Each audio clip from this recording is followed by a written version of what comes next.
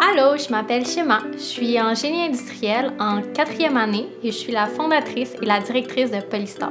Polystar, c'est une société technique de robotique dont le but est de permettre à des étudiants du primaire jusqu'à l'université de découvrir et s'épanouir dans le monde de la robotique.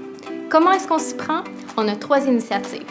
Des activités d'initiation à la robotique, un programme de mentorat pour la compétition Robotic First, puis finalement, notre propre équipe de compétition de robotique qui participe à la compétition RoboMaster.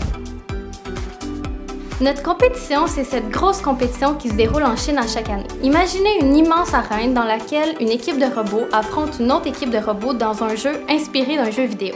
On doit concevoir 7 robots spécialisés. Là-dedans, on retrouve un drone, un robot qui se déplace sur une rail, un autre qui doit prendre des boîtes contenant des balles et donner les balles à un autre robot. Bref, tu fais ton équipe de robots qui collaborent ensemble. Pour nous, on se sépare en 3 équipes pour faire cette compétition-là. L'équipe mécanique, l'équipe Computer Vision et l'équipe Contrôle et Systèmes. Polystar est une organisation qui a énormément évolué dans la dernière année et qui a pris beaucoup de maturité. On y retrouve de tout. T'es passionné de conception, programmation ou encore t'as toujours rêvé de piloter un robot, on a de la place pour toi. Toi, ce qui t'intéresse, c'est plus le monde entrepreneurial. Tu veux partir un projet de rien, tu veux faire des plans d'affaires, viens-t'en. Si toi, t'es plus artistique, tu veux faire du design, des logos, on a en masse de projets, je te le garantis. Puis finalement, on a aussi de l'organisation d'événements, de la gestion de projets et j'en passe. Ce que je veux vous montrer par là, c'est que si tu veux intégrer l'équipe, il y a de la place pour toi à quelque part. Intégrer Polystar, c'est intégrer cette famille de gens aussi passionnés que toi. On est une jeune organisation et c'est une force. Ça fait en sorte qu'on bouge, c'est dynamique. On est tout le temps en train de chercher les manières d'innover ou de faire les choses mieux que la dernière fois. Surtout, c'est d'être entouré de gens qui ont plein de styles différents, plein de connaissances différentes, mais qui sont toujours prêts à les partager.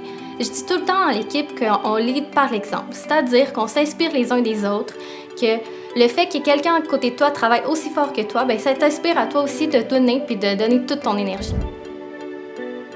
Si j'ai à penser à quelque chose qui a été vraiment particulier pour moi cette année, je vous dirais que c'est probablement un mercredi soir. Pourquoi mercredi soir? C'était cette journée spéciale de la semaine dans laquelle il y avait tout le temps 4-5 rencontres, c'était la folie.